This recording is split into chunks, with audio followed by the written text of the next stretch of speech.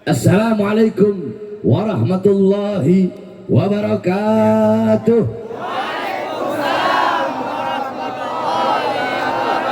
Alhamdulillahil qawiyyi sultanuh, al-wadihil burhanuh, al-mabsut fil wujud karamuhu wa ihsanuh.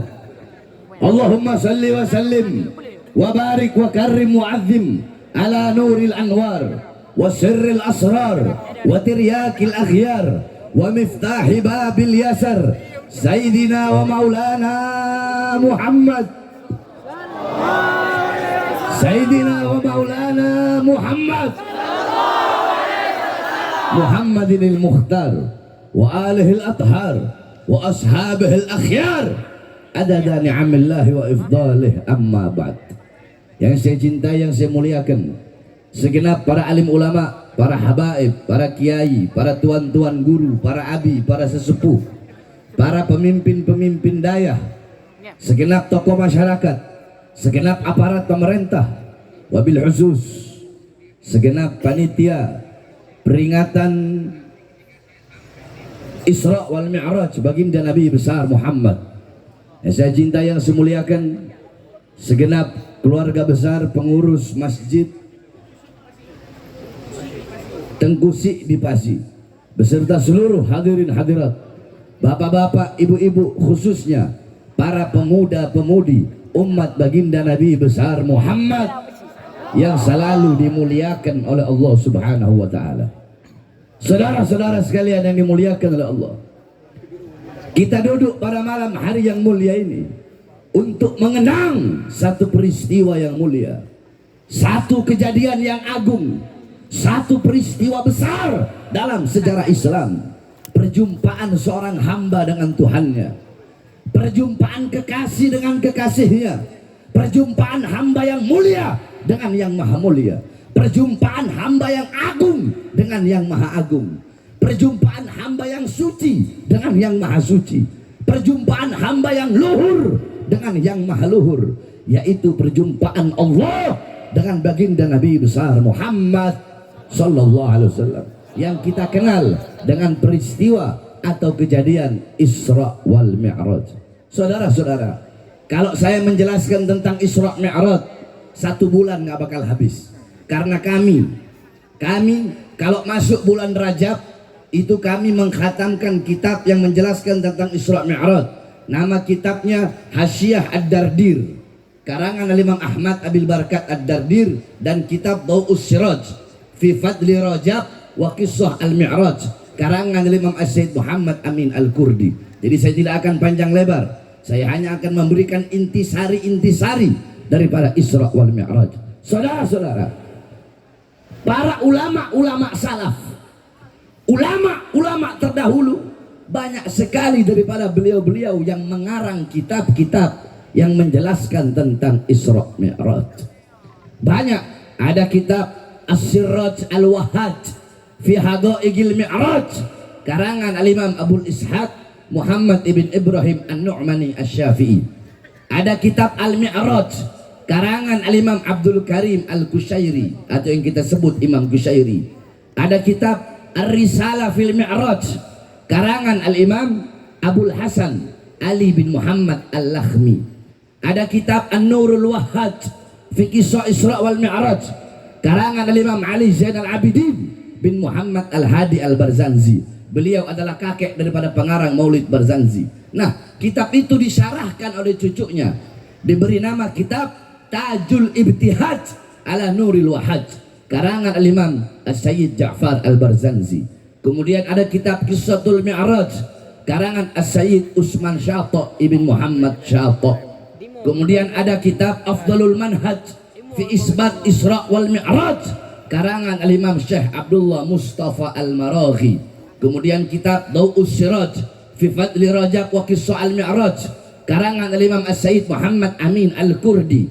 Kemudian ada kitab Nailul Muna wal Ghaya As-Sa'ul fil Mi'raj Nabiyil Mukhtar Ar-Rasul, karangan Al-Imam Muhammad bin Ja'far Al-Kattani. Kemudian ada kitab Ar-Risalah fil Isra wal Mi'raj Ayatul Kubra, itu karangan daripada Al-Imam As-Suyuti. Kemudian ada lagi kitab Al-Ayah Az-Zahima Al-Bahira fil Mi'raj Sayyidu Ahli Dunya wal Akhirah, karangan Al-Imam Al-Hafidh Syamsuddin Muhammad ibn Yusuf Asy-Syami Ad-Dimashqi. Satu lagi kitab beliau namanya Ayatul Bayyinat, Al-Ayatul Bayyinat fil Mi'raj Sayyidu Ahli Al-Ardi was Samawat. Kemudian ada lagi kitab Hulal Ad-Dibaj Al-Matruzah fil Isra wal Mi'raj, karangan Imam Muhammad bin Ahmad Ar-Rahwani At-Tatwani. Kemudian ada kitab Minhajus Syami Mukhtasar Mi'rajus Syami, karangan Asy-Syaikh Yusuf bin Ismail An-Nabhani. Kemudian ada kitab Al-Mi'raj An-Nabawiyah, karangan Syekh Hasan Asy-Syati. Kemudian ada kitab Mu'jizatul Kubra li Sayyidil Anbiya, karangan Al-Imam Syekh Nafi' Al-Jauhari.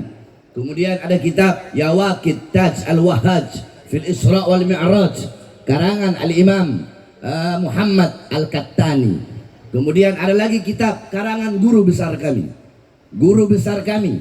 imam besar Ahlu Sunnah wal Jamaah, Abuya As-Sayyid Al-Habib Muhammad bin Alwi Al-Maliki Al-Hasani, yang dimana kitab beliau tentang Isra Mi'raj ada dua. Salah satunya Al-Anwar Al-Bahiyah fil Mi'raj Khairil Bariyah.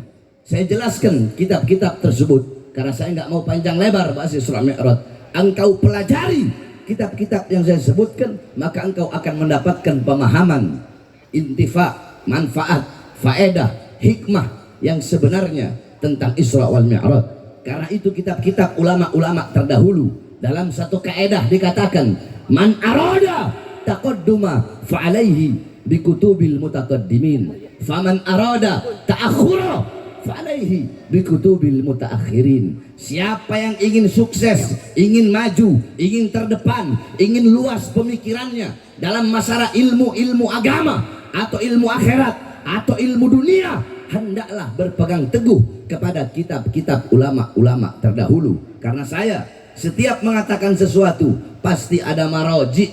Maroji itu bahasa Indonesianya referensinya. Jadi kalau ngomong nggak sembarangan ngomong, ada tercatat dalam kitab-kitab terdahulu. Kenapa saudara-saudara? Karena banyak saya perhatikan Ustadz, Kiai, Habib zaman sekarang ini di panggung-panggung Isra Mi'raj yang salah di dalam sedikit kesalahan, salah di dalam menjelaskan atau menceritakan tentang Isra Mi'raj. Salah satu contoh, mungkin kalian sering dengar, bahkan ustadz-ustadz kondang di TV-TV itu, mereka berkata seperti ini: ketika Isra Mi'raj, turun Jibril dari langit, bawa cawan terbuat dari emas, di dalamnya berisi air dari sorga. Dibelah dada Nabi Muhammad, dikeluarkan hatinya Nabi, dibersihkan dari kotoran-kotoran. Pernah nggak? Jawab. Dengar ada ustadz, kiai, habib, ulama yang dimana kalau jelasin Isra Mi'raj ngomong seperti itu? Pernah? Jawab, pernah? Nah, kalau ada ustadz atau kiai atau habib, ulama siapapun, pendakwah, penceramah ngomong kayak tadi, dibelah dada Nabi, dikeluarkan, dibersihkan dari kotoran, itu ustadz goblok, kiai goblok, habib goblok, ulama goblok. Kenapa saudara-saudara? Karena mereka nggak pakai maroji kitab-kitab ulama salaf terdahulu. Ini berbahaya bagi masyarakat awam. Sekarang saya tanya, kalau mereka mengomong hati Nabi dibersihkan dari kotoran, berarti sebelum membersihkan, jawab semua, sesuatu dibersihkan, berarti sebelum dibersihkan apa? Apa? Disucikan, berarti sebelum disucikan berarti nggak suci dong. Awas, hati-hati kalau ngomong tentang Nabi Muhammad. Jangankan hatinya Nabi, terlalu jauh berbicara tentang hati Nabi Muhammad. Nggak usah ngomong hati Nabi. Buka kitab Asy-Syifa karangan Imam Qadhi Iyad. Di situ dijelaskan darahnya Nabi, Dabur Rasul, darahnya Nabi suci.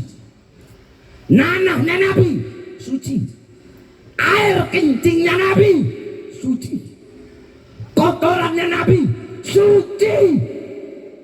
Apalagi hati Nabi Muhammad. Kok bisa kau ngomong hati Nabi dibersihkan dari kotoran? Saudara-saudara, Rasulullah waktu pernah bekam, habis bekam Rasulullah kasih darahnya kepada Abdullah bin Zubair. Wahai Abdullah bin Zubair, buang darahku di tempat yang tidak dilihat oleh siapapun, oleh manusia manapun. Abdullah bin Zubair bawa darah Nabi. Dia lihat nggak ada orang, dia minum darahnya Nabi Muhammad. Dia kembali, ya Rasulullah. Sudah ya Rasulullah. Sudah ya Rasulullah. Di mana kau buang? Di tempat yang aman, nggak bakal ada orang lihat. Di mana? Di perutku ya Rasulullah. Apa kata Rasulullah? Setiap darah yang bercampur dengan darahku, maka haram jasadnya disentuh oleh api neraka. Ketika perang Uhud, betisnya Nabi Muhammad, betisnya Nabi terkena anak panah sehingga terkucur darah beliau. Datang sahabat namanya Malik ibn Sinan, dia kecup darah Nabi, dia telan darah Nabi. Kata Nabi, muntahkan, keluarkan. Apa kata Malik ibn Sinan? Tidak ya Rasulullah, aku akan minum darahmu agar aku diharamkan jasadku disentuh oleh api neraka. Rasulullah punya satu wadah untuk beliau buang air kecil. Satu waktu ketika beliau selesai buang air kecil, beliau taruh wadah itu di bawah kasurnya. Ketika beliau bangun, wadah itu sudah tidak ada. Beliau bertanya, wahai Ummu Aiman, mana wadah yang ada di sini? Wadahnya berisi air dan airnya sudah aku minum ya Rasulullah. Kata Rasulullah, kenapa kau minum air itu? Apa kata Ummu Aiman? Ya Rasulullah, demi Allah, semenjak aku lahir sampai sekarang, seumur hidupku, aku tidak pernah merasakan air yang lebih nikmat dan lebih segar dari air yang barusan aku minum ya Rasulullah. Apa kata Rasulullah? Itu adalah air kencingku wahai Ummu Aiman. Maka gigimu akan selalu terjaga sampai engkau mati. Nah saudara-saudara, itu air kencing Nabi, darah Nabi, apalagi hatinya Nabi Muhammad. Maka jangan sembarangan, jangan sembarangan berbicara hal yang kita nggak tahu. Banyak ini saya perhatikan di panggung-panggung Isra Mi'raj, kalau acara Isra Mi'raj. Contoh buruk ini kelihatan banyak tuh di kampung-kampung ditaruh foto buruk apa kuda, kepalanya manusia, ya, terus ada sayapnya. Ini kalian belajar di mana? Di Google. Buruk itu adalah salah satu makhluk ciptaan Allah. Dia itu sejenis kilat, lebih kecil dari kuda, lebih besar dari keledai. Kalau jalan turun, kaki belakang memanjang dengan sendirinya. Kalau jalan naik, kaki belakang kaki depannya memanjang dengan sendirinya. Itu buruk. Jadi banyak sekali orang-orang yang salah tentang Isra wal Mi'raj. Nah, sedikit saya jelaskan tentang Isra wal Mi'raj baginda Nabi besar Muhammad sallallahu alaihi wasallam. Insyaallah walaupun sedikit, insyaallah bermanfaat. Semua yang ada di sini. Nanti habis Isra Mi'raj baru saya bahas yang lain. Tenang saja. Oke? Kita ngaji dulu ya. Siap ngaji? Tapi katanya, Beb, tadi saya dibilang orang Aceh tuh kalau ada majelis kuatnya cuma sampai jam 10, benar? Benar? Masyarakat Aceh ini pejuang semua. Rakyat Aceh darah-darah pejuang. Aceh adalah tanah yang tidak bisa ditaklukkan oleh penjajah-penjajah Belanda dan Jepang. Makanya saya heran, masa orang PD sampai jam 10 nggak kuat? Sampai pagi kuat? Ibu-ibu kasihan. Kalau ibu-ibunya di dalam tubuh ibu-ibu terdapat ruh cutnya din, jangankan sampai subuh, Beb. Sampai 1 minggu duduk di sini untuk ilmu kami siap, Beb. Betul? Siap ngaji? Siap ngaji? Semua ikuti kata-kata saya. Bismillah, yang keras ya, jangan lembek. Kalau lembek diragukan orang Acehnya. Siap. Semua ikuti kata-kata saya. Bismillahirrahmanirrahim. Bismillahirrahmanirrahim. Subhanalladzi. Asra bi abdihi. Lailan. Minal masjidil haram. Ilal masjidil aqsa. Saya akan jelaskan satu persatu. Allah memulai ayat tersebut dengan kalimat tasbih, yaitu subhana. Kenapa kok Allah pakai subhana? Kalian harus tahu, mau ayat mau hadis, itu kalau ada kalimat subhana dengan nggak ada kalimat subhana, itu maknanya nggak sama. Contoh, kalau ada ayat yang menceritakan tentang kejadian atau peristiwa atau tempat atau sosok, kalau nggak pakai subhana, berarti kejadiannya biasa, tempatnya biasa, sosoknya biasa. Tapi kalau pakai subhana, kejadiannya kejadian luar biasa, sosoknya sosok luar biasa, tempatnya tempat luar biasa. Paham? Paham. Jadi kalau pakai subhana itu lebih luar biasa daripada nggak pakai subhana, lebih mulia, lebih utama, lebih agung daripada nggak pakai subhana. Paham? Subhana maknanya apa, Beb? Subhana. Satu, ikuti saya. Subhana. Subhana. Bimakna. Tanzih. Yakni. Tanzihullah. Min kulli su'in. Subhana. Bimakna. Bara'ah. Yakni. Bara'ah lillah. Min kulli su'in wa naqsin wa syarrin wa kadza. Subhana itu maknanya adalah melepaskan Allah, mensucikan Allah dari segala keburukan, dari segala kekurangan. Makanya Allah pakai subhana. Kenapa? Karena Isra Mi'raj kejadian nggak masuk akal. Bagaimana mungkin perjalanan yang harusnya dilalui selama berbulan-bulan, perjalanan itu hanya dilalui sesaat dalam waktu satu malam, cuma sesaat saja. Nah, karena kejadian ini nggak masuk akal, makanya Allah pakai subhana untuk menguatkan bahwasanya tidak ada yang mustahil bagi Allah. Kalau Allah nggak mampu, berarti Allah punya kekurangan. Sedangkan Maha Suci Allah dari segala kekurangan-kekurangan. Paham? Itu subhana, paham? Paham? Lanjut. Subhanalladzi. Apa? Baca. Sama-sama. Coba 1, 2, 3. Stop. Asro. Kalau kita belajar nahwu itu ada fi'il, fa'il, maf'ul. Asro artinya memperjalankan. Jawab. Kalau ada yang mempermainkan, berarti ada yang Jawab. Ada yang mempermainkan, berarti ada yang dipermainkan. Ada yang mempertontonkan, berarti ada yang Kalau ada yang memperjalankan, berarti ada yang Nah, di sini yang memperjalankan siapa? Kurang keras, siapa? Siapa? Siapa? Yang diperjalankan Rasulullah, betul? Yang diperjalankan siapa? Yang diperjalankan siapa? Yang diperjalankan siapa? Maknanya apa? Maknanya berarti Isra Mi'raj bukan keinginannya Rasulullah, bukan kemauannya Rasulullah. Kenapa? Karena Allah yang memperjalankan, bukan ujuk-ujuk Nabi berjalan sendiri, enggak. Allah yang memperjalankan, itu keinginannya Allah, kemauannya Allah. Kenapa? Karena pada tahun itu adalah Amul Hazm.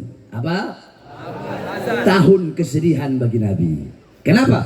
Dalam satu tahun yang sama, istri yang beliau cintai dan paman yang beliau cintai, Abu Thalib dan Sayyidatuna Khadijah, wafat di tahun yang sama. Allah ingin menggembirakan hati kekasihnya, ingin menyenangkan, menghibur Nabi Muhammad dengan perjalanan Isra wal Mi'raj. Paham? Subhana udah paham? Asra udah paham? Subhanalladzi asra. Lanjut. Bi abdihi. Di situ Allah memakai lafaz abd. Maha suci Allah yang memperjalankan pada malam hari hambanya. Siapa hamba di situ? Siapa hamba di situ? Nabi Muhammad, Rasulullah. Kenapa memakai abd? Para ulama berbeda pendapat, saudara-saudara. Ada ulama yang mengatakan Rasulullah Isra wal Mi'raj fil manam. Rasulullah itu Isra Mi'raj bukan dalam keadaan sadar, cuma ruhnya saja. Itu berdasarkan berpatokan hadis Sayyidatuna Aisyah radhiyallahu anha. Tapi yang kami ambil adalah Rasulullah Isra Mi'raj bil jasad war ruh, dengan jasad dan juga ruh. Makanya di situ Allah memakai lafaz abd. Abd itu hamba yang utuh. Maksudnya apa hamba yang utuh? Manusia yang utuh. Ra'ayar abi alatil ain, sami ayasma'u bi alatil udun, takallama yatakallamu bi alatil lisan, syaqa bi alatil galab, masya yamshi bi alatil rijlin. Hamba yang utuh adalah hamba yang melihat pakai alat mata, mendengar pakai alat telinga, berbicara pakai alat lidah, menyentuh pakai alat tangan, merasa pakai alat hati, berjalan pakai alat kaki. Itu namanya hamba yang utuh. Kalau cuma ruh saja, bisa nggak ngelihat pakai mata? Nggak bisa. Nah, kalau Rasulullah Isra Mi'raj cuma ruhnya saja, itu ayat akan berbunyi subhanalladzi asra biruhi. Sebaliknya, kalau Rasulullah Isra Mi'raj cuma jasad tanpa ruh, bisa disebut hamba yang utuh nggak? Bisa nggak dia ngeliat pakai alat mata walaupun matanya ada? Enggak kan? Nah, itu kalau jasad saja tanpa ruh, ayatnya akan berbunyi subhanalladzi asra bimayyitihi. Mayat, jasad tanpa ruh. Paham? Nah, di situ pakai lafaz abd, maksudnya hamba yang utuh. Berarti apa? Rasulullah Isra Mi'raj yaqdatan, dalam keadaan sadar, dalam keadaan terjaga, jasadnya, ruhnya berjumpa. Ro'a azizul wahab bila hijab, berjumpa langsung dengan Allah tanpa ada setitik pun penghalang, saudara-saudara. Bahkan ulama-ulama itu saling berdebat. Apa berdebatnya? Mana yang lebih mulia? Rasulullah, apa? Sandalnya Rasulullah, sandalnya Nabi Muhammad, ataukah malaikat Jibril, ruhullah? Jibril tidak bisa berjumpa langsung dengan Allah, tapi Nabi Muhammad bahkan sandalnya berjumpa dengan Allah Subhanahu wa ta'ala. Kenapa sandal itu menjadi mulia? Padahal sandal itu hanya kulit biasa. Alam tara jildal haqira mugabbalan bisagafi lamma ansara jildal mushafi. Tidak pernahkah kalian melihat, tidak pernahkah kalian tahu kulit-kulit yang tidak berharga, kulit-kulit yang tidak bernilai, kulit itu dicium oleh mulut-mulut ketika kulit itu menjadi sampul ayat suci Al-Quran. Saya kasih contoh. Saya punya kambing, saya potong kambing, saya kulitin, saya ambil kulitnya, saya belah dua. Saya tanya, sama nggak kulitnya? Sama nggak? Dari hewan yang sama nggak? Dari kambing yang sama nggak? Kulit yang ini, yang satu ini, saya bikin dompet. Ketika saya bikin dompet, saya buang, boleh nggak? Jawab, boleh nggak? Saya lempar, saya taruh di tempat sampah, saya ludahi, saya hinakan. Nyentuhnya harus pakai wudhu. Saya taruh belakang, saya bakar. Yang satu lagi, saya bikin sampul ayat suci Al-Quran. Boleh nggak taruh di bawah? Boleh? Boleh dihinakan? Boleh nyentuhnya nggak pakai wudhu? Harus nyentuh pakai wudhu. Harus dimulia, diagung, ditaruh di atas tempat yang tinggi. Bawanya pakai akhlak, bawanya pakai sama nggak kulitnya? Sama kulitnya. Terus apa yang membedakan? Yang membedakan karena yang satu tadi menyatu dengan sesuatu yang mulia. Apa? Al-Quran. Nah, kita ini ibarat kulit yang nggak ada harganya. Siapa Al-Qurannya? Nabi Muhammad SAW. Sama seperti sendal Nabi, kulit biasa, tapi sendal itu menjadi mulia karena menempel di kaki yang mulia, yaitu kakinya baginda Nabi besar Muhammad. Paham? Lanjut. Subhanalladzi asra bi abdihi, terus stop. Lailan. Di sini ini kebanyakan masyarakat apa santri? Masyarakat ya. Jarang ada santri. Sebagian santri. Baik. Saya mau jelasin bagaimana ini. Lailan itu isim nakirah. Lailan isim apa? Jawab semua, walaupun yang nggak tahu ikuti saja, nanti lama-lama kalian tahu. Lailan itu isim nakirah. Isim nakiro dengan tanda tanwin di belakang. Isim ma'rifat dengan tanda alif lam di depan. Saya kasih contoh. Al-baitu. Jawab, nakiro apa ma'rifat? Al-baitu dengan baitun itu artinya nggak sama. Al-baitu, rumah itu, berarti oh itu rumahnya Tengku Fulan, itu rumahnya warna putih, rumahnya 2 tingkat, jendelanya begini, rumahnya begini, rumahnya begini, ketahuan, paham? Kalau baitun, rumahnya siapa, bentuknya bagaimana, adanya di mana, paham? Jadi nggak jelas. Kalau makrifat itu nah, di sini pakainya lailan, bukan al-lail. Kalau al-lail berarti jelas Rasulullah Isra Mi'raj selama 1 malam penuh. Karena al-lail artinya 1 malam. Di situ pakai lailan. Para ulama mengatakan apa maknanya? Bimakna taklil fi muddatil Isra. Maknanya adalah penyedikitan daripada waktu malam. Berarti Nabi Muhammad Isra bukan 1 malam penuh. Bisa jadi hanya 1 jam, bisa jadi 1 menit, bisa jadi 1 detik. Wallahu a'lam.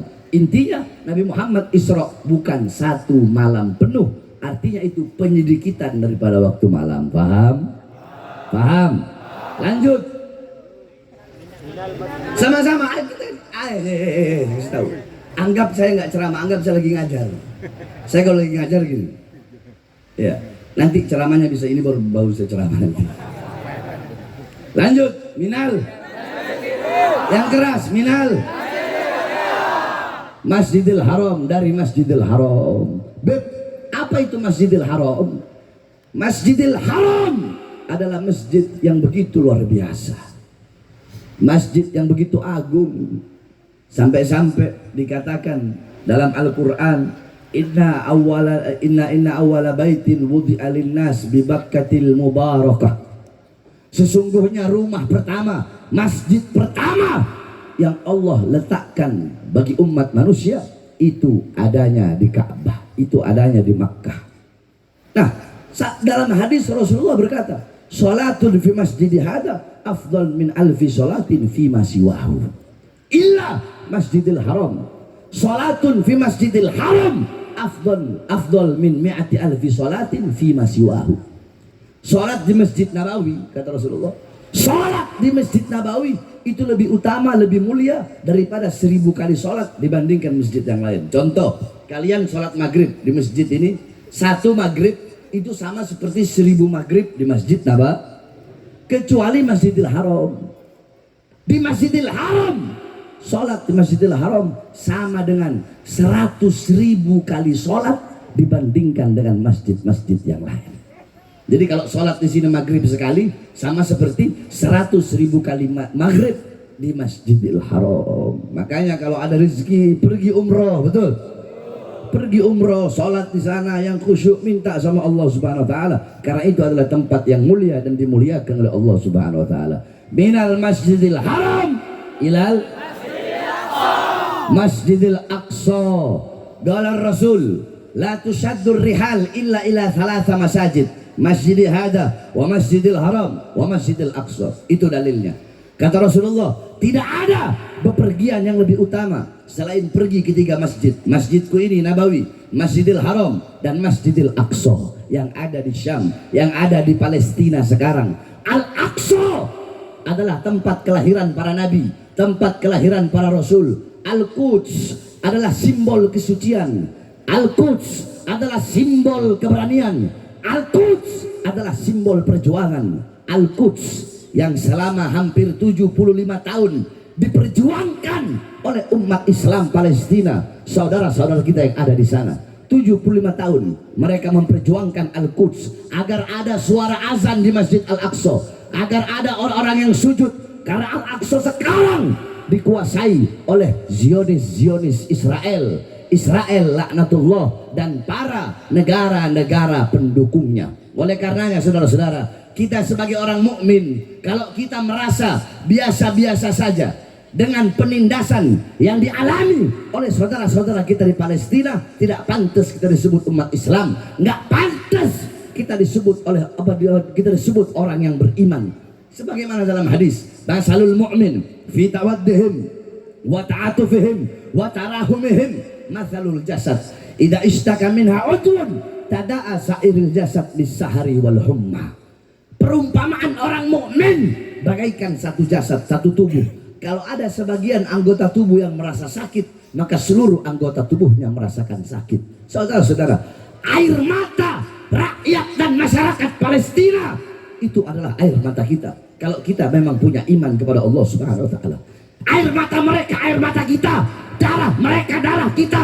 Mereka yang kehilangan anak istrinya sama seperti kita kehilangan anak istri kita. Mereka yang anak-anak yatim kehilangan orang tuanya sama seperti anak-anak kita kehilangan kita, anak-anak kita yatim. Mereka yang kehilangan harta bendanya sama seperti kita kehilangan harta benda kita. Penderitaan mereka, penderitaan kita harus kita rasakan. Saudara-saudara, kalian bayangkan 75 tahun mereka dijajah.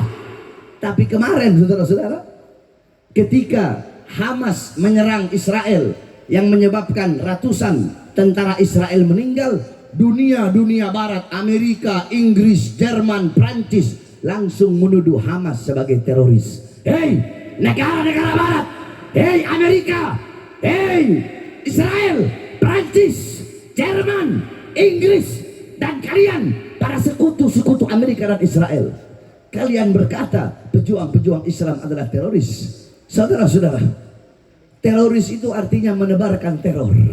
Saudara-saudara, Amerika menyerang Irak, menyerang Afghanistan, ribuan umat Islam yang mati, perempuan diperkosa, anak-anak dibunuh. Kenapa Amerika tidak dibilang teroris? Betul. Myanmar, pemerintah Myanmar, mereka genosida, mereka habiskan itu umat Islam di Rohingya. Mereka bakar hidup-hidup. Kenapa Myanmar tidak dikatakan teroris? Di India jilbab dilarang, banyak umat Islam dibunuh oleh orang-orang Hindu. Kalau di Myanmar orang Buddha. Kenapa India tidak dibilang teroris? Cina, pemerintah Cina, militer Cina, mereka bantai umat Islam yang ada di Uighur. Kenapa Cina tidak dibilang teroris? Satu jawabannya, karena mereka bukan Islam, saudara-saudara. Islam hanya diidentikan, teroris hanya diidentikan dengan Islam. Jadi kalau mau bilang teroris, Amerika bilang teroris, betul? Myanmar bilang teroris, betul? Israel bilang teroris, betul? Makanya saya tanya, masyarakat Aceh siap berjuang bersama rakyat Palestina? Siap berjuang bersama rakyat Palestina? Makanya pemerintah Indonesia wajib untuk memutuskan hubungan bilateral, hubungan apapun dengan Israel, Amerika, dan negara-negara pendukungnya. Betul? Betul? Betul? Sebagaimana yang saya sampaikan, bahwasanya demi Allah, selama azan belum berkumandang di Masjid Al-Aqsa, selama sujud masih dilarang di Masjid Al-Aqsa, maka selama itu juga tidak boleh bendera Amerika, bendera Israel berkibar di tanah Indonesia, saudara-saudara. Allahu Akbar. Allahu Akbar. Makanya kenapa kemarin di tempat saya itu di Sulawesi Utara, di Minahasa, kami perang dengan Ormas Manguni Makassiau. Karena mereka menyerang lebih dulu ketika melakukan aksi bela Palestina. Dengar kabarnya kan? Nah, dari kami hanya satu masuk rumah sakit. Dari mereka satu yang mati. Yang mati itu ketua adatnya, saudara-saudara. Nah, hadirin sekalian yang dimuliakan oleh Allah Subhanahu wa taala. Intisari Isra Mi'raj, Nabi Muhammad mendapatkan perintah Saya tanya, ketika Allah memerintahkan perintah-perintah yang lain, cukup melalui Al-Qur'an? Allah perintahkan zakat melalui apa? Haji melalui apa? Sedekah melalui apa? Tapi ketika Allah perintahkan sholat, tidak cukup melalui Quran. Allah undang langsung Nabi Muhammad untuk menerima perintah itu, karena begitu penting, utama, dan mulianya itu sholat. Makanya jaga kau punya sholat, perhatikan kau punya sholat, sempurnakan kau punya sholat. As-sholatu ra'sul ibadah wa mukhul ibadah wa imamul ibadah. Sholat itu adalah kepalanya ibadah, otaknya ibadah, pemimpinnya ibadah. Ibadah-ibadah kalian yang lain itu mengikuti sholat. Kalau sholat kalian baik, sholat kalian bagus, sholat kalian sempurna, maka bagus, sempurna dan baik seluruh amal ibadah kalian. Tapi kalau sholat kalian rusak, sholat kalian hancur, sholat kalian berantakan, maka hancur, rusak dan berantakan juga seluruh amal-amal ibadah kalian. Beb, saya nggak bisa sholat awal waktu, nggak bisa sholat awal waktu, sholat tengah waktu. Beb, saya nggak bisa sholat tengah waktu, nggak bisa sholat akhir waktu. Yang penting jangan tinggalkan. Beb, saya nggak bisa sholat jamaah, sholat sendiri. Yang penting jangan tinggalkan. Beb, saya nggak bisa sholat di masjid, sholat di rumah. Yang penting jangan tinggalkan. Jangan pernah tinggalkan sholat. Ada satu cerita, saudara-saudara. Seekor sapi membanggakan dirinya. Ini sapi bilang, kambing, kata sapi. Kambing, duduk. Kata sapi, kambing, badanku lebih besar daripada kamu.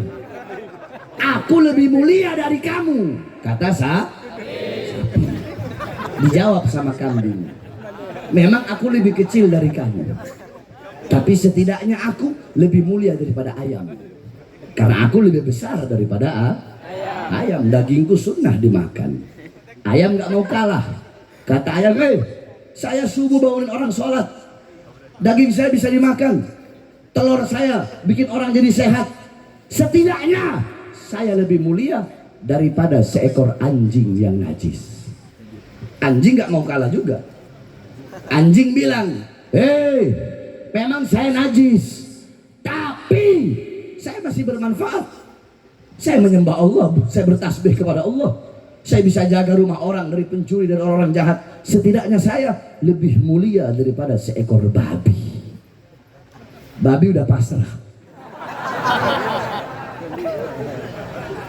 Apa kata babi? Babi bilang, ana syarrad dabbah. Saya ini adalah binatang melata di muka bumi yang paling hina. Saya najis, saya paling hina udah. Tapi saya masih punya iman kepada Allah. Setidaknya saya masih lebih mulia daripada orang-orang yang meninggalkan sholat 5 waktu dengan sengaja. Jadi kalau ada orang meninggalkan sholat dengan sengaja, itu siapa? Babi. Siapa? Babi. Bukan babi, lebih babi dari babi. Ayo jawab yang keras. Berarti kalau ada presiden meninggalkan sholat, presiden nggak sholat, presiden yang apa itu? Presiden apa? Menteri nggak sholat, menteri apa? Gubernur nggak sholat, gubernur apa? Kapolri nggak sholat, kapolri apa? Panglima TNI nggak sholat, panglima TNI apa? Wali kota nggak sholat, wali kota apa? Bupati nggak sholat, bupati apa? RT nggak sholat, RT apa? Camat nggak sholat, camat apa? Lurah nggak sholat, lurah apa? Ustadz nggak sholat, ustadz apa? Kiai nggak sholat, kiai apa? Habib nggak sholat, habib apa? Kalau habib keras. Anak nggak sholat, anak apa? Orang tua nggak sholat, orang tua apa?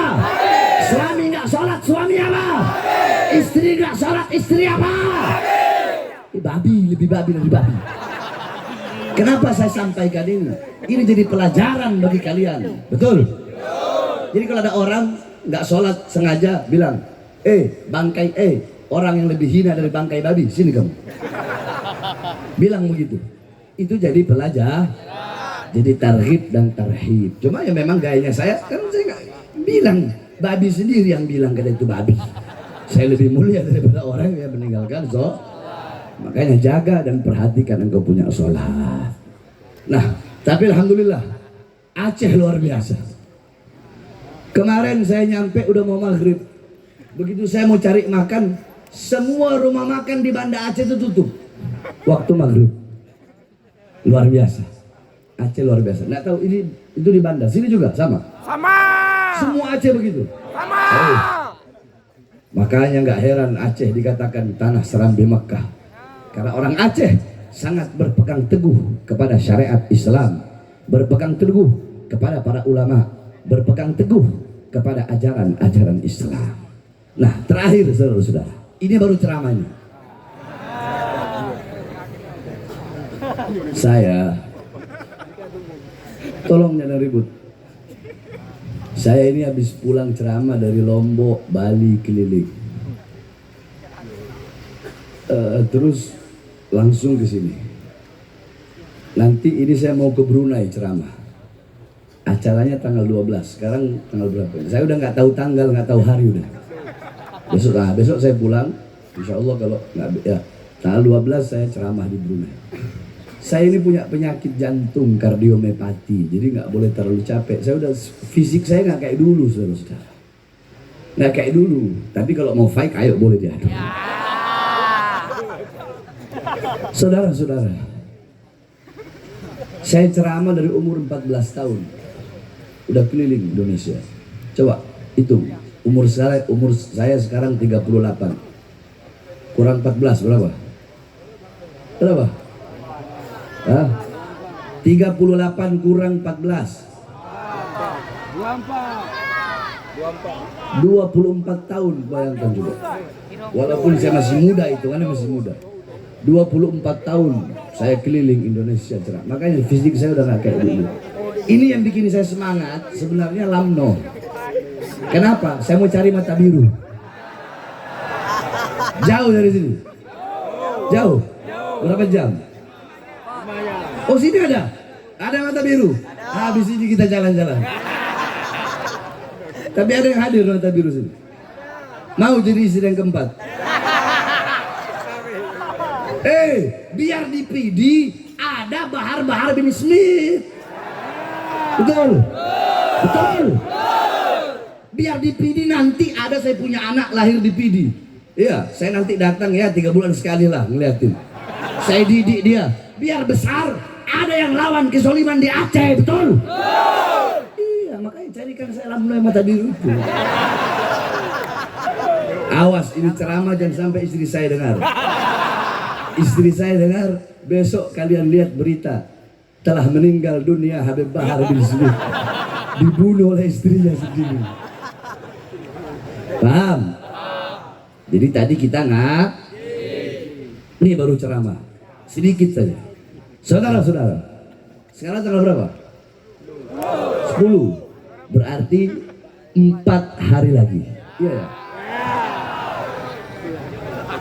Saudara-saudara, ini tahun pemilu, betul? Betul. Ini tahun pemilu nih. 4 hari lagi.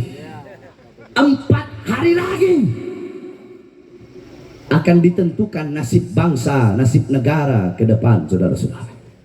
Oleh karenanya saya sampaikan, wahai masyarakat Aceh, suara-suara kalian yang akan menentukan nasib bangsa ke depan, baik buruknya bangsa, besok ke depan bangsa akan mendapat pemimpin yang baik atau pemimpin yang buruk, pemimpin yang zalim atau pemimpin yang adil, pemimpin yang amanah atau pemimpin yang khianat.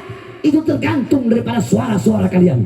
Suara-suara kalian yang menentukan besok ke depan Indonesia akan makmur, sejahtera atau menderita rakyatnya. Suara-suara kalian yang menentukan besok ke depan Indonesia akan jadi negara yang kuat, perkasa, disegani, dihormati, atau jadi negara boneka, jadi negara yang tunduk kepada negara-negara lain. Suara-suara kalian yang menentukan. Oleh karenanya jangan sampai kalian salah di dalam memilih pemimpin. Jangan pilih capres-capres yang zalim, jangan pilih capres-capres buruk, jangan pilih capres-capres yang mengkhianati bangsa, mengkhianati rakyat, apalagi mengkhianati ulama. Saudara-saudara, kalau ulama saja dikhianati, bagaimana dengan bangsa dan rakyat Indonesia, saudara-saudara?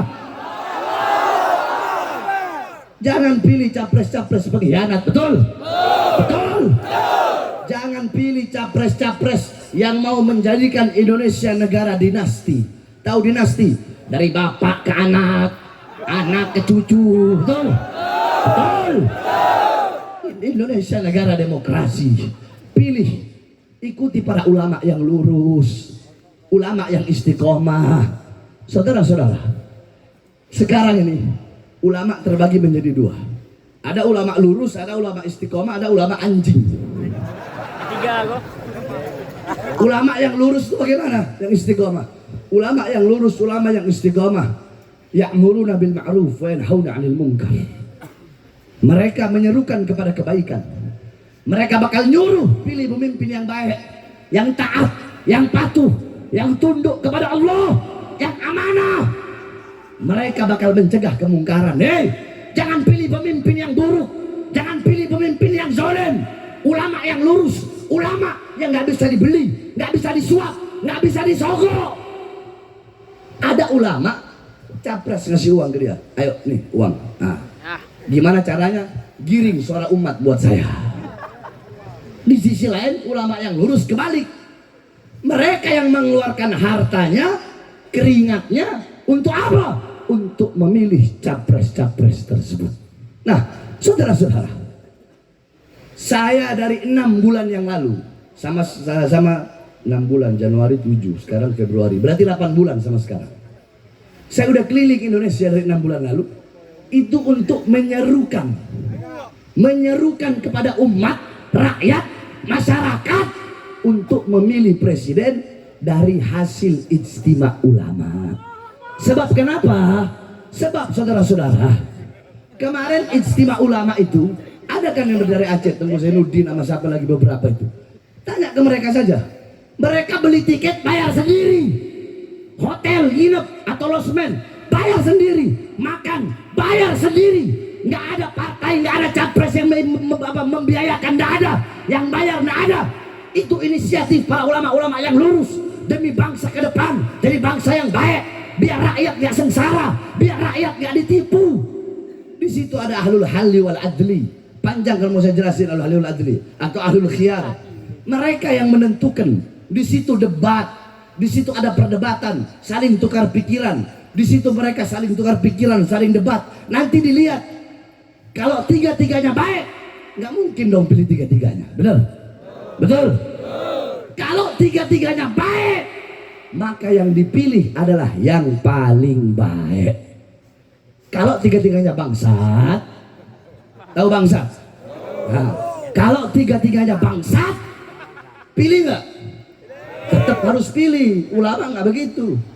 Mereka akan memilih yang paling ringan kebangsatannya, yang paling ringan keburukannya, yang paling ringan kemudorotannya. Betul? Betul? Betul?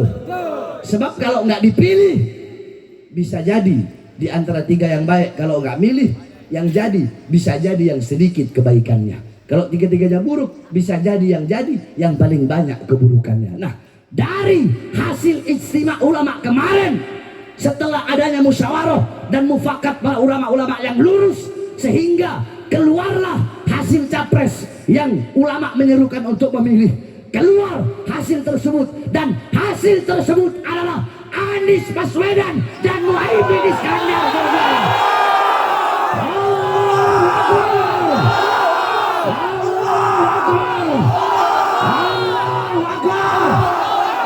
Masyarakat Aceh siap menangkan Anies.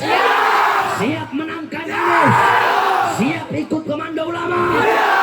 Siap pilih Anies. Siap menangkan Anies. Allahu Akbar. Allahu Akbar. Indonesia merdeka. Merdeka. Allahu Akbar. Kira-kira Aceh berapa persen Anies? Berapa persen? Hah? Berapa? 85%. Alhamdulillah. Berarti Aceh memang benar-benar turut kepada ulama. Makanya nggak salah saya, di pesantren saya itu mau masuk pondok saya ada 3 pos. Semua pos itu yang jaga santri-santri yang berasal dari Aceh. Kenapa? Karena mereka yang paling berani memang. Jadi kalau saya bilang, ya, mau siapapun datang kemari harus izin KTP taruh. Jadi mereka mau jenderal kayak mau setan mau iblis datang dicegat, nggak ada urusan. Lon dapat perintah dari guru Lon, nggak ada kau nggak boleh masuk. Tunggu sini. Alhamdulillah. Nah, saudara-saudara, sebab kenapa saya katakan ini? Sebab banyak pejabat sekarang ini saya nggak peduli. Kalian pikir saya menyerukan pilih Anies karena Aniesnya, karena partai-partai pendukungnya, karena partai-partai pengusungnya? Enggak. Saya nggak lihat Anies, enggak. Saya nggak lihat partainya, enggak. Yang saya lihat hasil istimewa ulama. Itu yang saya lihat. Pangkat jabatan bagi saya nggak ada harga. Kakek-kakek kami para habaib zaman dulu berkata, Al-Imam Al-Habib Husain bin Syekh Abu Bakar, apa kata beliau? Andaikan pangkat dan jabatan sultan bisa dipegang seekor binatang, demi Allah kami tidak rela binatang peliharaan kami memegang pangkat dan jabatan tersebut. Saking hina dan tidak ada harganya itu pangkat dan jabatan. Cuma kami ingin Indonesia menjadi negara yang makmur, jaya, sentosa. Sebab banyak pejabat sekarang mau capres, mau calon gubernur terus sampai bawah, atau anggota dewan, butuh sama rakyat kalau ada maunya doang. Betul.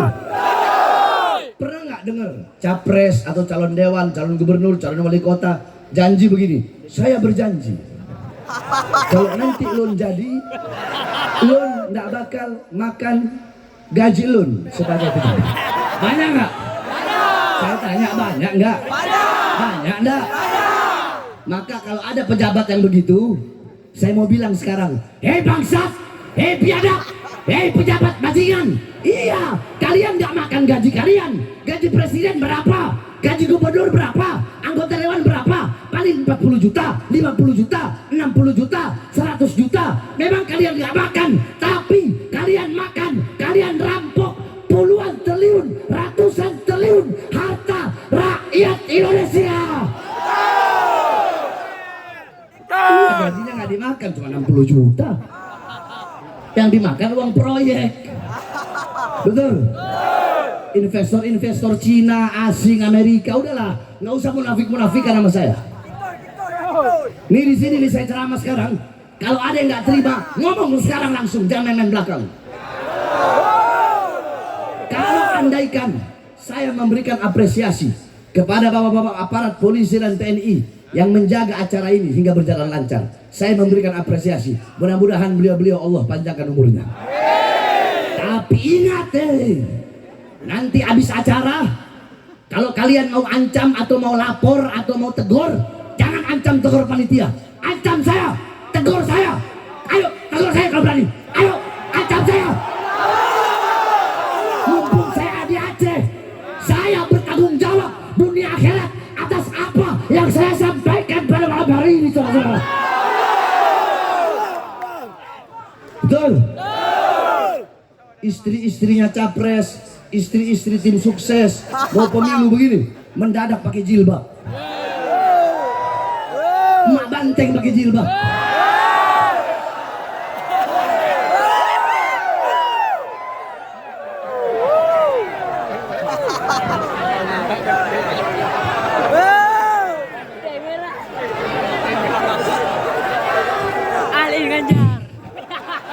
Tadi saya pas lewat kemari ada markas Pak Banteng. Nggak terima, saya datang sini. Atau nggak cegat saya di luar sana dan di jalan. Saudara-saudara sekalian yang dimuliakan oleh Allah, perhatikan. Yang laki-lakinya, kalau mau pemilu pakai sarung, betul. Pakai peci, betul. Datang ke ulama, betul. Datang ke dayah-dayah. Datang ke masjid-masjid, datang ke musola-musola. Ada yang jadi bintang iklan wudhu. Pokoknya macam-macam. Saya berjanji memakmurkan rakyat. Saya berjanji akan mensejahterakan rakyat, menegakkan keadilan. Saya berjanji akan membersihkan semua korupsi-korupsi. Kalian pendusta, kalian pembohong, kalian munafik, kalian biadab, kalian bohongi rakyat, kalian dustai rakyat. Yang makmur bukan rakyat, yang sejahtera bukan rakyat. Yang makmur orang Cina, investor Cina, perusahaan Cina, negara-negara luar, perusahaan-perusahaan asing. Pengangguran makin banyak, betul? Sembako naik, betul? Tenaga kerja susah, betul? Lagi susah tenaga kerja, pengangguran banyak, mereka kirim tenaga kerja dari Cina ke daerah Sulawesi sana. Goblok gak ini? Goblok gak? Biadab gak? Bajingan gak? Nah saya tanya, ketidakadilan, kezoliman, kesewenang-wenangan seperti ini, lawan atau biarkan? Hei masyarakat Aceh, lawan atau biarkan? Lawan atau biarkan?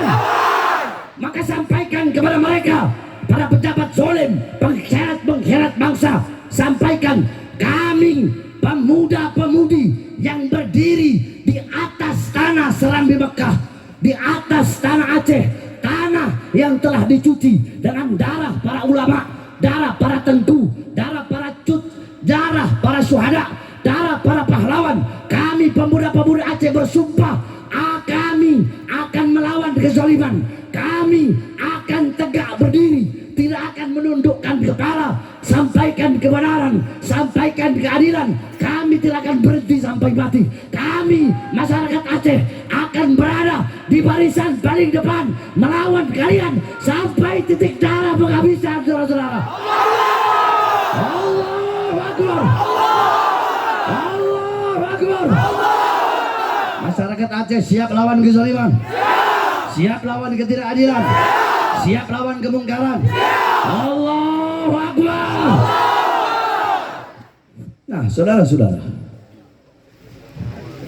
hadirin sekalian yang dimuliakan oleh Allah Subhanahu wa taala. Makanya kenapa saya itu kok keluar masuk penjara, kalian nggak usah heran. Ya karena begini ini, ada kapok-kapoknya saya. Saya tanya, apakah pernah Habib Rizik mengkhianati umat? 2004 waktu tsunami, Habib Rizik ada nggak untuk masyarakat Aceh? Untuk rakyat Aceh? Ribuan laskar FPI mengangkut jenazah, memberikan bantuan-bantuan. Apakah FPI pernah meninggalkan umat? Habib Rizik pernah mengkhianati umat? Pernah meninggalkan umat?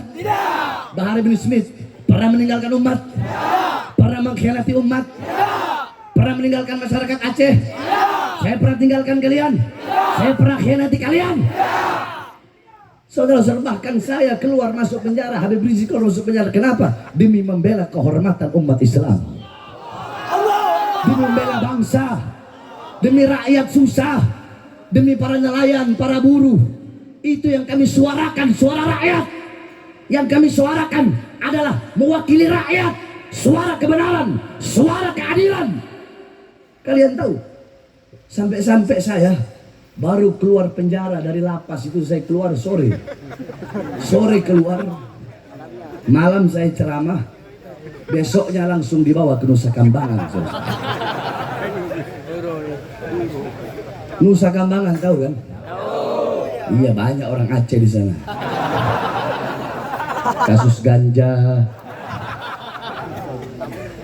Saya tanya, weh, kau berapa ganja BB-mu? Sedikit, berapa? 10 ton. Bangsa, sedikit ton.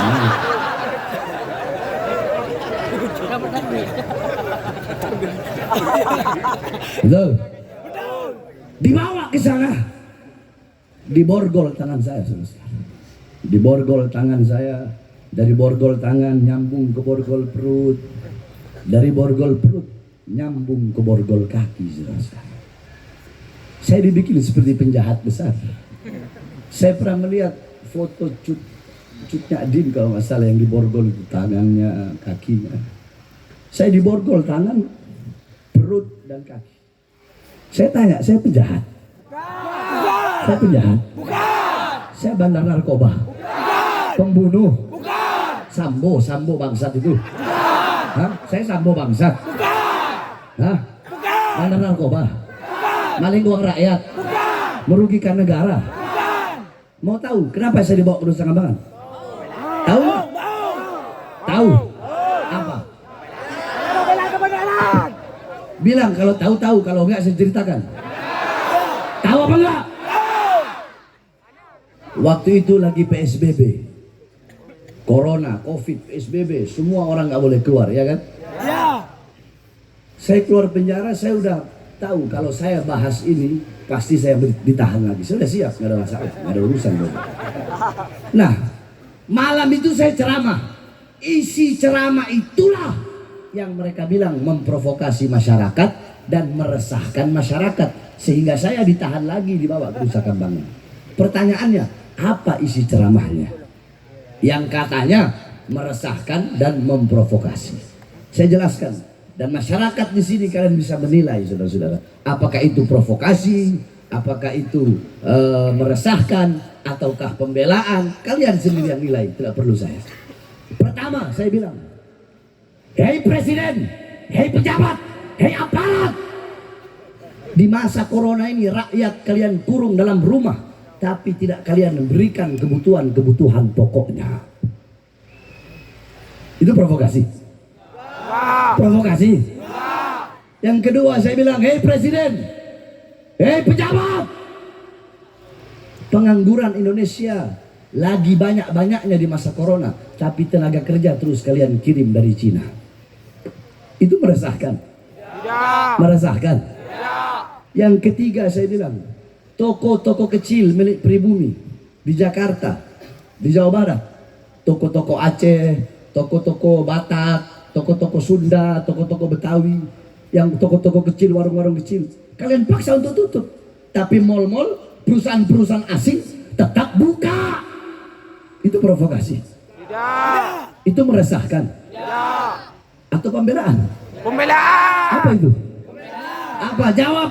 Pembelaan. Yang kurang keras apa? Pembelaan. Apa? Pembelaan. Siapa yang saya bela?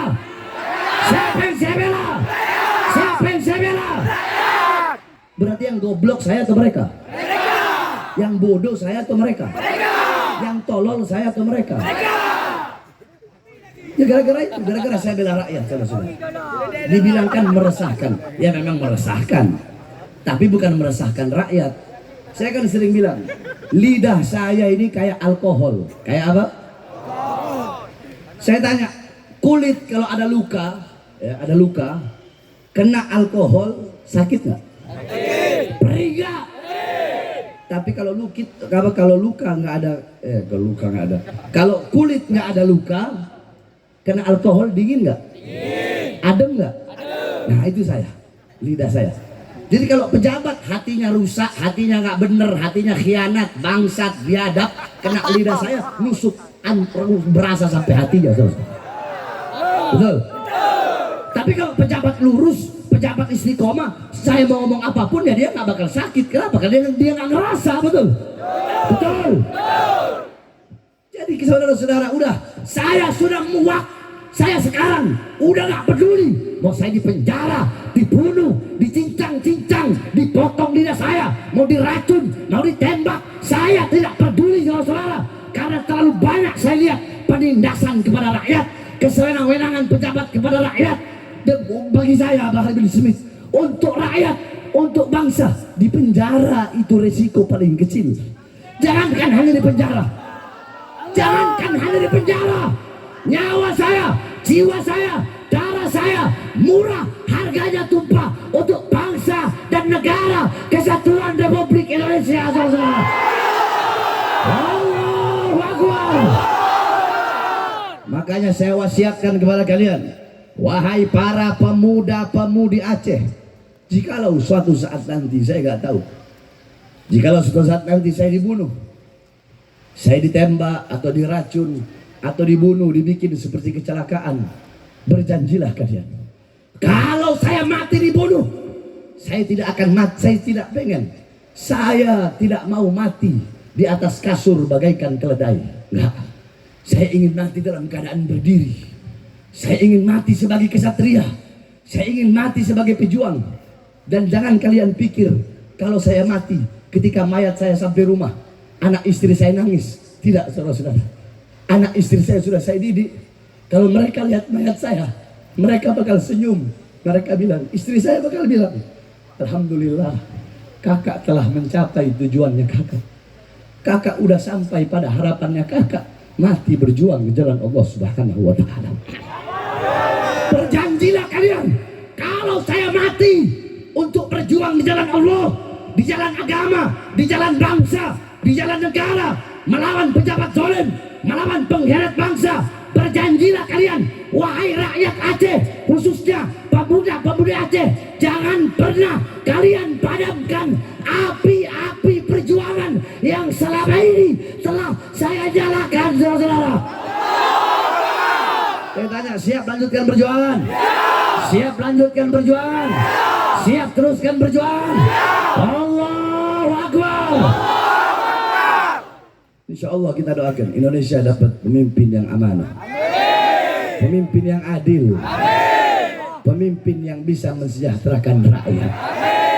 Amin, amin ya Rabbal. Makanya kita kawal, nggak boleh ada kecurangan, betul?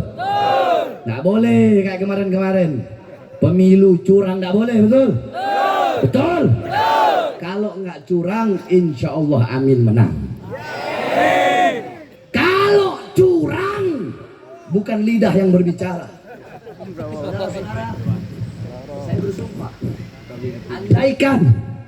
andaikan ada kecurangan, bukan lidah yang berbicara, maka rencong yang berbicara, saudara-saudara. Allahu Akbar. Allahu Akbar. Siap lawan kecurangan, siap kawal pemilu depan, siap hancur demi Islam, siap hancur demi Indonesia. Allahu Akbar. Indonesia merdeka. Hidup Aceh, hidup tanah Rencong, hidup tanah Serambi Mekah. Allahu Akbar. Sekali lagi saya sampaikan, kalau sampai ada kecurangan, Rencong dan pedang yang berbicara, betul? Betul. Saya tanya masyarakat Aceh, kalau ada kecurangan, siap tumpahkan darah? Siap tumpahkan darah? Nanti di penjara gimana? Enggak apa-apa. Penjara. Nah, Aceh berjuang. di sini aja ngomong. Di penjara. Siap. Dibunuh. Ditembak. Ditembak. Tembak. Istri kalian jadi janda. Anak kalian jadi yatim. Siap. Demi keadilan siap. Demi pemilu damai siap. Demi pemilu tidak curang siap. Siap kawal. Siap hancur demi Indonesia. Siap mati demi merah putih. Allahu Akbar. Indonesia merdeka. Merdeka. Merdeka. NKRI harga mati. Harga mati. Harga mati. Allahu Akbar. Mudah-mudahan Allah hancurkan para pejabat zalim. Allah binasakan mereka semua. Bagi masyarakat Aceh, tidak ada sejengkal tanah pun bagi pengkhianat, betul? Saya sedikit tidaknya tahulah sejarah Aceh. Berapa kali masyarakat Aceh dikhianati, betul? Betul. Makanya sering saya bilang, bagi saya yang paling mahal adalah kesetiaan. Kalau bagi saya, ada orang-orang saya nggak setia sama saya pastikan dia nggak akan bisa melihat matahari terbit esok pagi, saudara-saudara. Kalau orang-orang saya ada yang nggak setia, sebab setiap orang yang ngawal saya itu anak-anak ngawal saya, kami sudah janji darah. Saya tumpahkan darah, saya kasih ke dia, darah dia kasih ke saya. Sehingga kalau khianat, resikonya ya tumpah darahnya. Oleh karenanya kita berdoa, mudah-mudahan pada malam hari ini, di bulan yang penuh dengan kemuliaan ini, insya Allah 4 hari lagi ke depan, ketika pemilu, Allah berikan Indonesia pemimpin yang baik, yang adil, yang bisa mensejahterakan rakyat, menjadikan dan membawa Indonesia menuju negara baldatun thayyibatun wa rabbun ghafur. Amin, amin ya Rabbal alamin.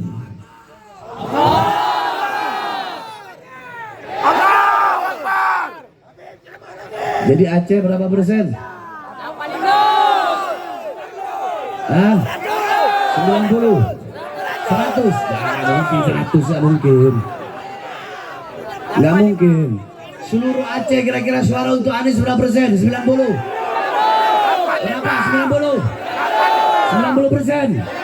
90%. Nah, insya Allah Anies menang. Amin. Tapi ingat, Anies Baswedan, Muhammad Iskandar, kalau nanti kalian menang insya Allah dan kalian jadi presiden, terus kalian khianati bangsa, mendustai rakyat, khianati ulama, demi Allah saya Bahar bin Smith orang pertama yang melawan kalian dari kursi kepresidenan kalian. Saya tanya, kalau gitu adil nggak? Adil nggak? Adil nggak? Iya, jangan fanatik buta, betul? Betul? Jangan fanatik fanatik buta tuh pinter ngomong, tutup mata, tutup telinga. Paham? Baik, terakhir sebelum saya tutup. Saudara-saudara masyarakat PD, saudara-saudara saya yang dimuliakan oleh Allah, semua kalian masyarakat Aceh, yang lebih tua saya anggap kakak saya, yang lebih muda saya anggap adik saya, yang lebih tua-tua saya anggap orang tua saya, yang lebih muda jauh dari saya anggap seperti anak kandung saya sendiri. Saudara-saudara, saya sedang bangun pondok pesantren. Pondok pesantren saya gratis. Kenapa? Karena saya lihat banyak orang-orang, apalagi di daerah pedalaman-pedalaman yang susah mau nyari pesantren harus bayar sekian puluh juta. Makanya saya gratis. Dan saya punya pesantren. Saya haramkan, haram jadah terima bantuan dari pemerintah. Iya, itu sebagai bentuk ikhtiyat kehati-hatian saya. Sebab kenapa? Sebab banyak sekarang ini, nggak usah lah dia jauh-jauh, nggak perlu Jakarta, di Aceh aja. Abi, kenapa itu pejabat Abi nggak tegur? Itu kan zolim. Ulun nggak enak lu. Kemarin Lun habis pesantren Dayah, Lun habis dikasih bantuan uang 200 juta. Jadi Lun nggak enak mau negur. Ada kan begitu? Banyak. Makanya saya bebas mau ngomong apa aja, nggak ada urusan, betul? Makanya saya siap keluarkan harta.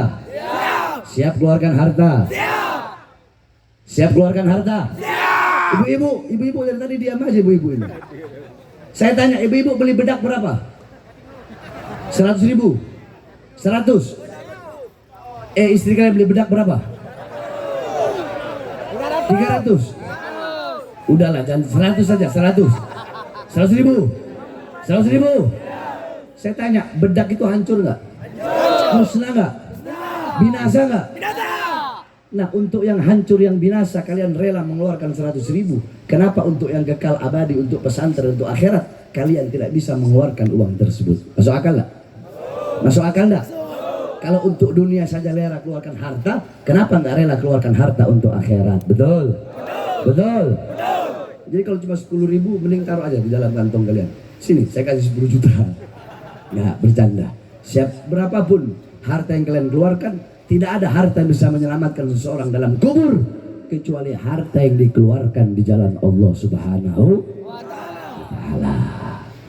Oleh karenanya, apal Mars Pembela Rasulullah. Apal ya? Apal. Kalau nggak apal masa yang ngundang Habib Bahar?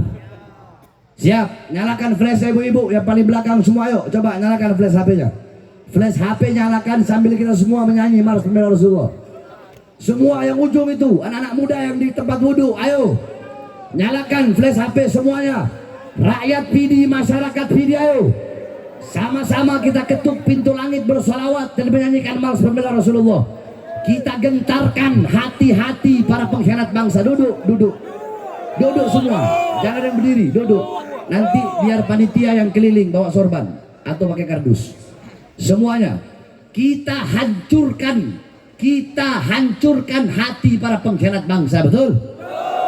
Dengan Mars Pembela Rasulullah, kita jadikan suara kita malam hari ini adalah mimpi buruk bagi mereka, betul? Semuanya siap? Siap suara keras? Siap? Nyalakan flashnya semuanya. Prajurit pembela Rasul, bangkitlah! Bangkitlah! Satukan hati. Musuh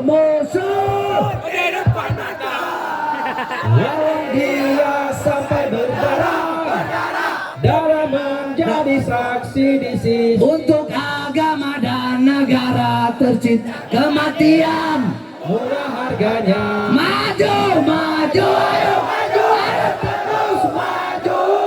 habisi Pengkhianat bangsa, kami berjanji demi Allah, rela bebas demi agama. wahai masyarakat di Aceh berjuanglah Tanpa lelah, walau harus melangkah dengan gagah, takkan mundur walau satu langkah. goyangkan flashnya takkan mundur Walau satu langkah. sekali lagi wahai masyarakat di Aceh berjuang Warga tanpa lelah, walau harus melangkah dengan mata, takkan mundur. Walau satu langkah, takkan mundur walau satu langkah. wahai masyarakat Terpilih Aceh stop sama-sama wahai masyarakat terpilih Aceh, yang keras tanpa lelah walau harus melangkah dengan mata, takkan mundur. Walau satu langkah, takkan mundur walau satu langkah. salatullah salamullah ala toha rasulillah salatullah Salamullah ala yasin Habibillah, tawassalna bismillah wa bil hadi Rasulillah, wa kulli mujahidillah bi'alil badri ya Allah. salatullah salatullah Salamullah ala Taha Rasulillah, salatullah salamullah. duduk ayo duduk Ala Yasin Habibillah, prajurit pembela Rasulullah. untuk agama bangkitlah Untuk negara, satukan hati satukan jiwa. musuhmu di depan mata lawan dia Sampai berdarah, agama dan negara tercinta kematian murah harganya. maju Maju, ayo terus maju. habisi Pengkhianat bangsa, kami berjanji demi Allah, rela rasa demi agama. wahai masyarakat Kepini Aceh berjuang tanpa lelah, walau harus melangkah dengan mata, takkan mundur. Walau satu langkah, takkan mundur walau satu langkah, takkan mundur walau satu langkah, takkan mundur walau satu langkah. saya tanya masyarakat di Aceh siap lawan pengkhianat bangsa kalau ada pengkhianat bangsa pejabat zalim lawan atau biarkan nyalakan flashnya lawan atau biarkan lawan atau biarkan siap lawan pengkhianat bangsa siap hancurkan pengkhianat bangsa siap mati di Islam siap hancur di Indonesia siap mati di merah putih Allahu Akbar Allahu Akbar Allahu Akbar Allahu Akbar hidup Aceh hidup Aceh hidup Aceh hidup tanah Rencong hidup tanah Serambi Mekah Allahu Akbar duduk kita tutup dengan membaca hizib duduk semua saya baca hizib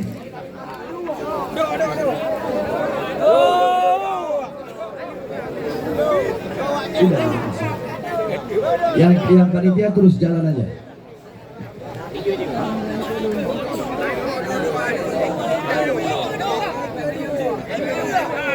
ini saya dikasih rencong sama jamaah masjid masjid di Banda Aceh saya pengen kalau ada sekarang yang bawa rencong bisa kasih rencong saya ada yang bawa Nggak ada. Oh, harusnya orang Aceh itu kemana-mana bawa rencong.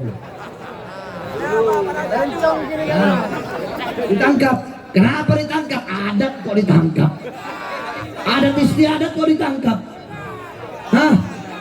Nggak apa-apa orang Jawa bisa bawa keris, Betawi bisa bawa golok, masa masyarakat Aceh nggak bisa bawa rencong? Cerencong lambang kehormatan, betul? Nggak apa-apa, bawa kemana-mana buat jaga diri. Hukumnya sunnah, weh duduk. Astagfirullah.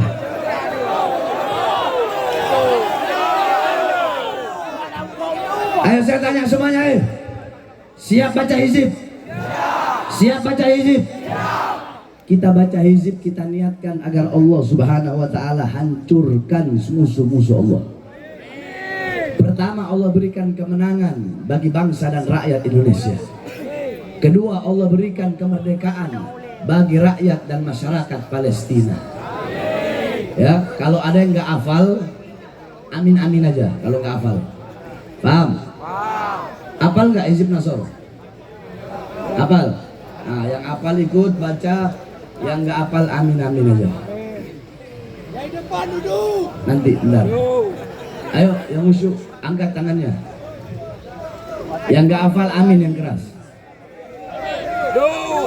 Bismillahirrahmanirrahim. Allahumma inni bizaqati jabaruti kahrik wa bi surati ghadati nasrik wa bi ghadati haji hurmatik wa bi himatika nabi adi nas'aluka ya Allah ya sami ya garib ya mujib ya sari ya muntakim ya syadid al-bats ya jabbar ya qahar ya mala jizu qahrul jababirah wa la ya'dumu laka halakul mutamarridah min al-buluki wal akasirah anta ja'ala kaida man kadani fi nahrih wa makara man makara bi aidan alaih wa ufrat man hafil waqi'an fiha wa man nasab li syabakatil khida ij'alhu yasir musaqad ilaiha wa musadan fiha wa sil ladaiha Allahumma bihaqqi kaf ha ya ain sad ikfina hammal ida wa lakihim rada waj'alhum likulli habibin fida wa sallit alaihim ajilan ni'mati fil yawmi wal ghada Allahumma baddid syamlahum Allahumma farrik jamahum Allahumma aglil adadahum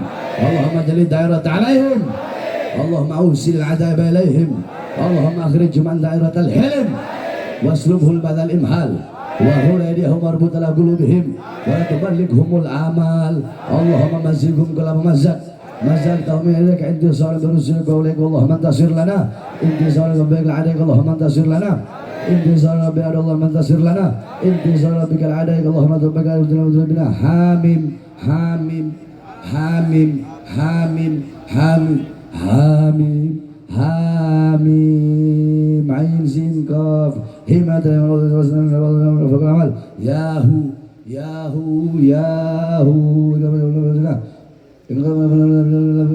yahu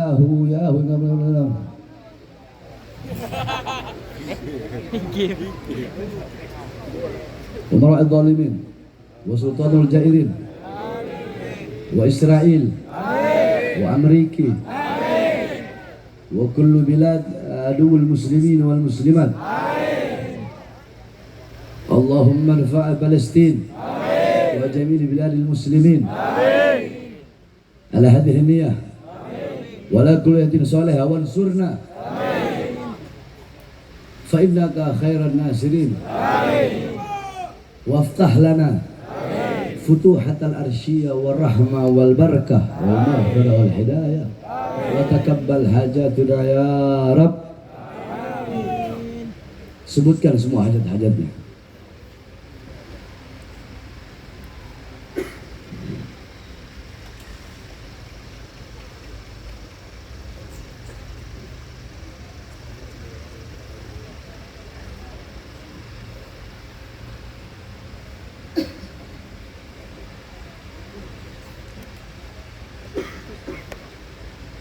Bibarakati man ismuhu Ahmad fis sama Muhammad ismuhu fil arad khairu khalqillah wa khairul wafa wa bahras safa in qatat amruna wa izati kalamika khabaru jannah wa sallallahu alaihi Muhammadin wa alihi wasallam alhamdulillah rabbil alamin bisirril Fatihah.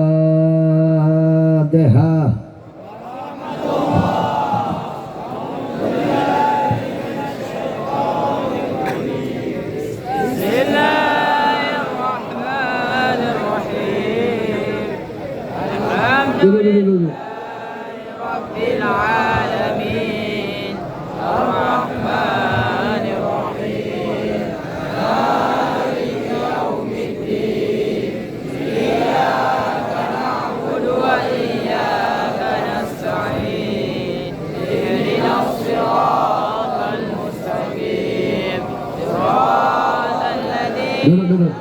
Alaihim ghairil maghdubi alaihim waladdallin. Amin. Sekali lagi saya tanya, ayo semuanya masyarakat Aceh, tanggal berapa ini? 10. Hari apa?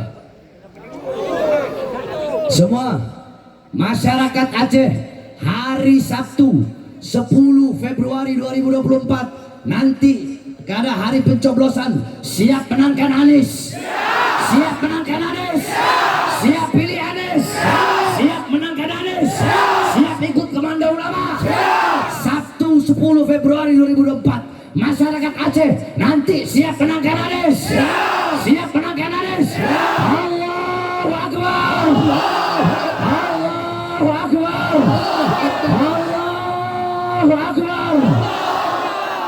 Ini saja yang dapat saya sampaikan, kurang lebihnya saya mohon maaf. Terus tolong dikasih jalan ya, saya mau lewat. Insya Allah ini bukan